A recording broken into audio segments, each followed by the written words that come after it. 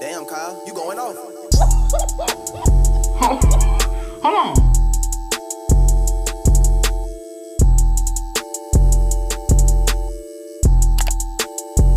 You need to leave. Bruh. What's good, y'all? It's your boy Cam back with another YouTube video, and today we finna be checking out Candace Owens' BLASTS, the lies of BLM and the radical left. Bro, I've heard a lot about BLM. The lady that ran it, and like what she did and stuff. It's like been going viral, and I'm like, I've been shocked. You know what I'm saying? Cause I'm gonna just let Candace talk about it, bro. For the video start, make sure you guys smash the like button right now. Subscribe if you're new, and let's get right into this video, bro. How is Candace gonna blast the lies? She said the lies of BLM. Let's get it. With where America is right now. We're watching, as we speak, major riots in Kenosha, Wisconsin. We've seen major riots in Seattle. We've seen major riots in Portland, in LA, in Washington, D.C., in New York City, in Chicago. Virtually every major city, all Democratic governed, has broken into extraordinary levels of rioting and looting. The media have informed us that all of this is apparently a good thing, that this is changing America in a positive way. Barack Obama suggested at the DNC that the protesters are really doing something wonderful, and the media have conflated the protesters with the rioters and with the... Barack Obama said? Oh my gosh. So I want to get your overall opinions, first of all, on the Black Lives Matter movement, because it seems to me that Black Lives Matter can mean three separate things, and there's been an attempt to conflate all of them. One, the inarguable proposition that black people matter. Second, the idea that Black Lives Matter as an organization is good, which seems crazy. And third, that America is systemically racist and evil. And I've yet to see exactly how the Black Lives Matter movement, which seems to stand for both the organization and the idea that America is evil, how is that making America better? Do you believe that what's going on right now in America and has been going on since the death of George Floyd has made America better in any way? No, I mean, I think I've kind of made myself a staunch adversary of the Black Lives Matter movement. It is the antithesis of everything that I believe in as an American, first and foremost. And no, yeah, they're operating under the guise of something that's common sense. Black Lives Matter, and they're doing nothing to prove or to show that Black lives matter to them because they don't care about Black lives. We know that all across America, in major cities, Black crime rate has gone up, Black homicide rate has gone up. Black people are dying because of Black Lives Matter activism. People burning down and looting Black neighborhoods, taking away Black jobs. So I hate everything to do with Black Lives Matter, and I have used my platform and my voice to speak out against what is ultimately a big lie, right? This is all built upon the idea that Black Americans are being gunned unarmed by a police officer. We're just peacefully, doing our business, and a police officer sees us and they come up to us and they want to shoot us and they want to kill us. And that's a lie. If you are genuinely concerned about Black lives, if I was going to be fearful in America, I would be more afraid of a Black person, a Black male, a Black perpetrator than I would be of a white person or a white police officer. Going by the statistics, yeah, that's kind of facts, bro. Oh my gosh. Okay.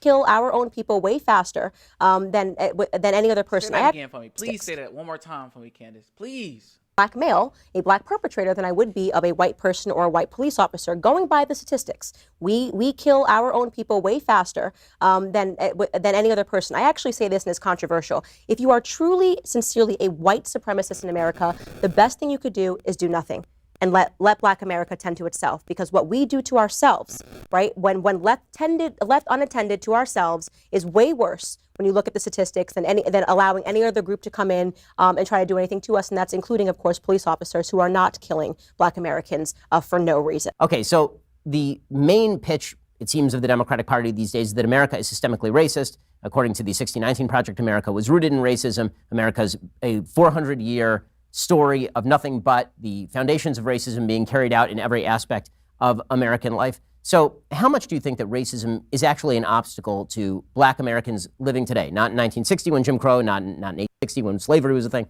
but today in 2020 America. It's not at all an obstacle to Black Americans today. It is just, there is no systemic racism. There is no law. There is nothing that says that I can't do something as a Black person that you can do. So it's completely false. What we're really talking about is the fact that people want to absolve themselves of personal responsibility, and we're being helped. If there's anything that's true. That's true. Systemic in America today, it's white guilt. I think we want to blame everybody else but ourselves. You know what I'm saying? We just want to find a cop out. You know what I'm saying? I'm not getting far because I'm Black. No, you're not putting in the work. You're not doing the work. That's the biggest problem that we have in America today is white guilt. It's been institutionalized, it's been politicized, politicians, white people feeling bad for themselves, and therefore allowing people, allowing black people and white people alike, Antifa, Black Lives Matter, to run around and act like toddlers, right? So there's an emotional immaturity that is happening. Wow, bro. She's speaking so much facts, bro. It's like, and we don't talk about this at all, bro. We just let them say it too. We just let each other say this. Like, oh, dang, maybe you are held back because you black, bro. That's crazy. And just going what I did. Like, no, you're not held back. You're not putting in the work. You're not doing what you got to do. There are immigrants that come into this country and they do better than us. They come here and say, they come here and become millionaires, self-made millionaires. Bro, you just can't make this up, bro. Yeah, man. That's crazy. Hold on, y'all. This thing tripping. All right, y'all, I'm back. I don't know what happened. My internet was tripping. Let's get it.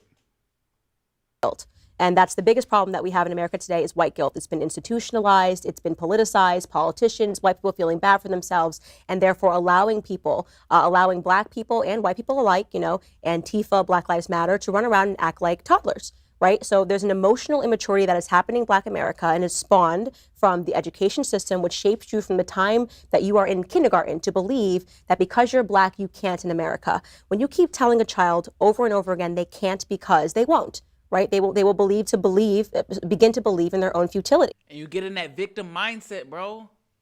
And this is the thing that I try to conquer, right? I try to go out there. I like you. Try to speak and I try to say the problem, if you want to talk about anything systemic, it's that white people keep allowing this false narrative to be perpetuated and won't allow black Americans to get up onto their own 2 feet. And and that really stems from, I would say, the mid 1960s, where black America sort of took a shift away from the peaceful civil rights into this more, hardcore militant black civil rights of burning down your neighborhoods and looting and rioting because they didn't want to take steps to be personally responsible. Well, what do you make of the argument, and I know that you cover it some in your book Blackout, the argument that was made by LBJ and still made by Democrats today, that one of the big problems is that historic racism is built into the system such that people are starting from behind the 8 ball. That if you look at the broad history of the United States, that black Americans were discriminated against for the vast majority of America's history, really only alleviated legally in the 1960s and 1970s. And even beyond then, there were informal structures of racism. And therefore, that black Americans are starting off inherently behind sort of the starting line. LBJ suggested, for example, that it would not be proper to simply remove all barriers to entry. You're still leaving people who are so far behind that they can never catch up, and that just wouldn't be appropriate to say, okay, now you're free to live your lives when they've already been systematically deprived of resources that other people have had in the United States. Look, nobody will debate the fact that black Americans were oppressed in America for a long time. Yeah. The problem is that, and you're talking about LBJ's Howard University speech, where he said, we need to fix this, fair. We need to give black people full freedom. We're getting rid of Jim Crow. Great, all of these things. And then he did the worst thing ever, which is he assigned white guilt to everybody and said, but it's not enough to just give them their freedoms. We all have to get involved and we have to do this and we have to do that. What I can say to you is that there is no group that has ever lagged behind another group that has gotten ahead with handouts. You have to at some point do the hard work, right? So let's say I've been illiterate because I grew up in a black America where I wasn't allowed to read. I'm not going to learn to read by you pretending I can read. Eventually, I'm going to have to learn to read myself. And this is sort of when all of these programs that are meant to instill equality, which are fundamentally racist in and of themselves, right? Like allowing more black people to get into schools, which hurts black America. These affirmative action practices, which was started by LBJ in this initiative for white people to feel guilty enough to just allow black people to be given accolades and scholarships that they don't deserve. It has harmed black America over time because at the end of the day, you know the information or you don't. You can do it or you cannot. And here's a great example. Look at the areas in which black Americans actually excel in. What are the areas we excel in? Sports, right? Did LeBron James become LeBron James because every time he scored a basket, we pretended it was 4 points?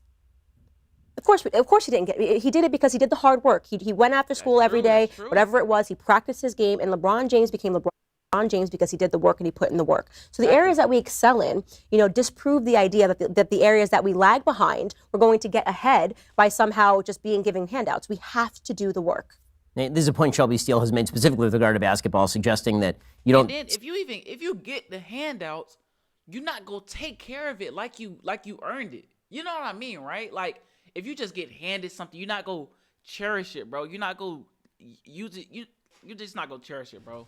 You know what I'm saying? It's better, and you gonna feel better when you work for it. You feel me? Kid who's unable to dribble, well, if we give you this handout or that handout, you're going to learn to dribble. We say, okay, now you need to learn to dribble. Right. And that is the only way that anybody gets ahead of any color or in any point in American life. So how did you personally make the transition? Because you didn't always believe this stuff. In fact, when would you say that you became more conservative on these issues? What's actually funny is that I've always been conservative. I just didn't know that I was a conservative. And I think this is what a lot of Black Americans suffer from. We're raised quite conservatively. And I was definitely raised staunchly conservatively in my grandfather's household. But I didn't care about politics. I was ignorant about politics. So I went through the public school system. And if you come out of the public school system out the other side and you actually learn, if you actually study, you walk out, you get your degree, and you know what?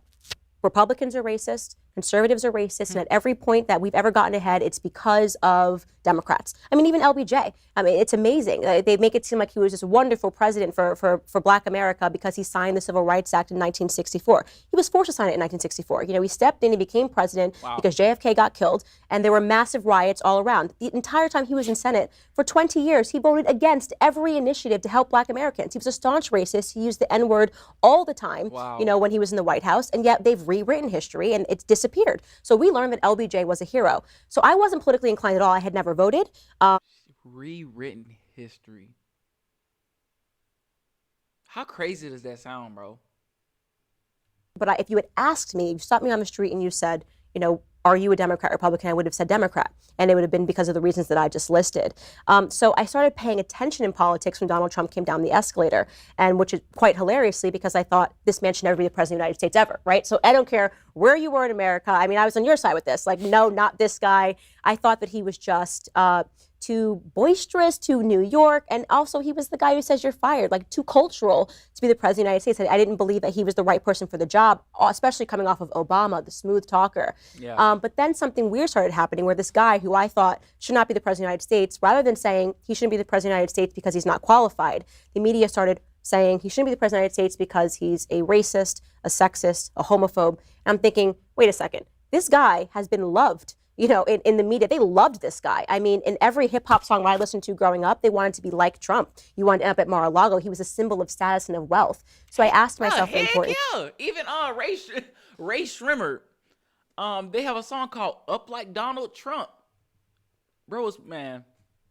And that question was, is it plausible that Black Americans are now and racism is being used as a theme to turn Black Americans into single issue voters? And the answer is yes. And I started researching, and I fell in love with Thomas Sowell. I mean, it really was a story of falling in love with Thomas Sowell and his books, and he knocked me into reality. And you really... Yes, bro. When she said rewrote, like they're rewriting history, I was like, I am so thankful I freaking watched Thomas Sowell with you guys, bro. It's like, I'm learning stuff that apparently they rewriting history. I'm like, bro, I'm glad there's somebody telling the truth. You feel me?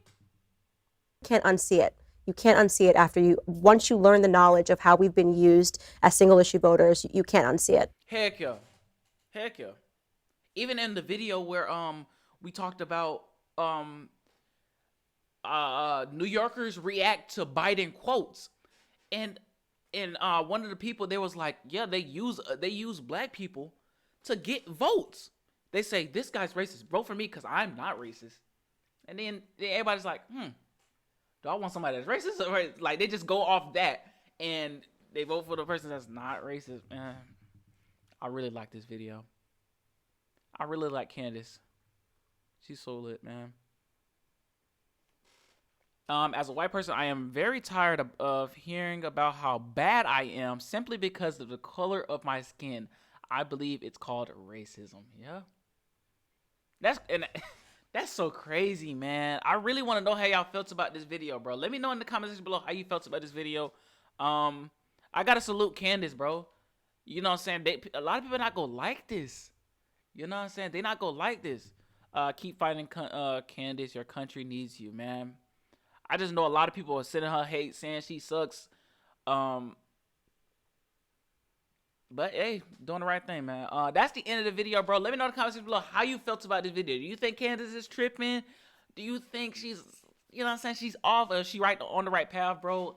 I think she on the right path, bro. Oh my gosh, I need to react to some of like the BLM things. and what's going on. So send me a video what I should check out, or I'll just research what I should watch. But yeah, man, that's the end of the video. Why is I gonna start it? That's the end of the video, man. I'll see y'all in the next video, man. Smash the like button too. I'll see y'all later, man. Peace.